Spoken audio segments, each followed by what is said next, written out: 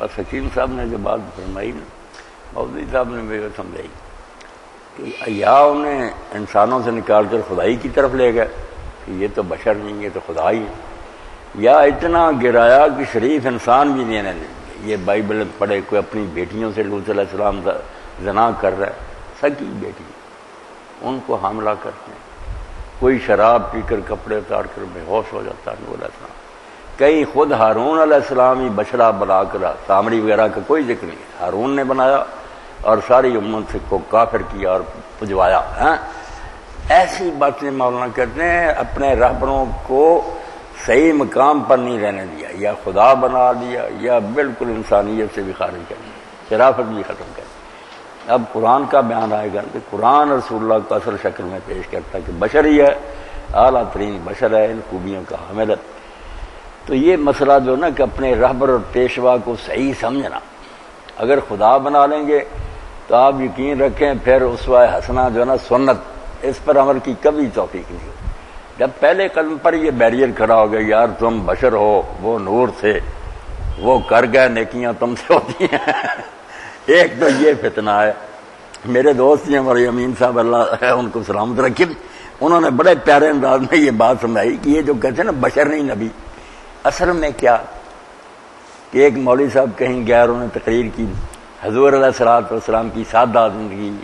بہت اعلیٰ بیان سیرت پر کیا، لوگ بڑے متاثر ہوئے کہ یہ عاشق رسول ہے، آپ سادہ کھانا کھاتے تھے، اور اس میں کدو کا بھی ذکر کیا، کدو آپ کو بہت پسند تھا، سالن میں ڈھونڈ ڈھونڈ کر ٹکڑے کھاتے۔ اب وہ گھر والے بیچارے بڑے متاثر ہوئے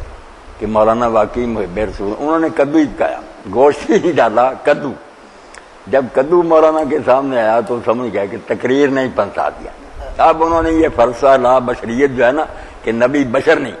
اس کو کیسے اچھے انداز میں انہوں نے کہا، رو پڑے، انہوں نے کہا ظالموں، پیغمبروں کا کھانا ہم جیسے گناہ گاروں کے سامنے، پیغمبروں کا کھانا ہم جیسے گناہ گاروں کے سامنے۔ اصل میں یہ ہے کہ جان چھڑانے کے لیے یار پیغمبر یہ کام کرتے تھے، امت کو کیوں کہتے تھے؟ اصل میں یہ بات ہے کہ سیرت نبی کی اتباع نہ کرنی پڑے۔ پہلے کیا کہ کیا یار تم ہمیں تنگ کرتے ہو، وہ بشر نہیں تھے، کر گئے، ہم بشر ہیں۔ دوسری طرف مولانا نے کہا کہ وہ لوگ جو بدکاریاں کرنے چاہتے تھے، جب ان کے عالم درویش اور پبلک خود گندی ہو گئی، انہوں نے نبیوں کو بھی نیچے اتار لیا کہ وہ کون نیک تھے، وہ یہ زنا کرتا رہا، وہ شراب پیتا، ساری برائیاں بائبل میں مرض۔ یہ عورتوں کا قصہ جب بیان کیا نا، وقت ہو گیا، یہ مولانا کو سمجھا دے، ہندوازم میں کتنے گندے لوگ، یہ اپنے مندروں میں پنڈت سناتے تھے، عورتیں جوان بیٹھی ان کے سامنے کہ سری کرشن مہاراج جو نا 100 گوپی خوبصورت عورتیں نوجوان کپڑے اتار کر دریا کے کنارے نہا رہی تھی، سری کرشن مہاراج نے ان کے کپڑے اتارے، اٹھائے، درخت پر چڑھ گئے، وہ بیچاری ہاتھ جوڑ کے نہیں کہ خدا کے واسطے کپڑے پھینک دیتے نہیں، کرنے سب ننگی باہر نکلی، وہ ننگی باہر نکلی، جس کو خدا کہہ رہا ہے اس کا یہ حال ہے کہ دنیا میں آیا تھا لوگوں کو ٹھیک کرنے، 100 ہی تھی، 100 ہی کرشن بن گیا، اس نے اپنا آپ کو 100 جسم دے دیے اور سب کے ساتھ جمع کیا۔ یہ اس راجے نے پوچھا نا، دنیا دار نے عالم سے کہ پنڈت جی وہ خدا تو آتا ہے کہ لوگوں کو نیک بنائے، یہ ہے کہ لوگوں کی عورتوں، تو اس نے اس کی مثال دی کہ جیسے آگ ہر شے کو جلاتی ہے مگر اس کو کوئی اثر نہیں ہوتا،